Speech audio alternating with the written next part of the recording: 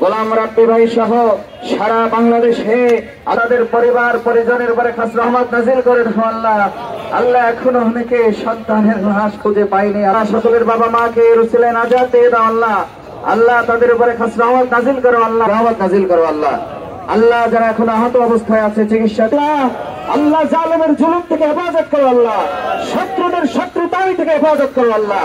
সুবহান রাব্বিকা রাব্বিল ইজ্জাতি আম্মা ইয়াসিফুন ওয়া বিরহমাতিকা ইয়া আরহামার রাহিমিন।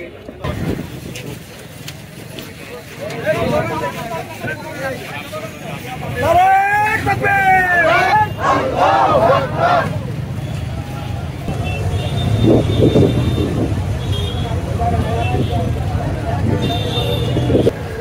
আমরা এখানে আলোচনা করব।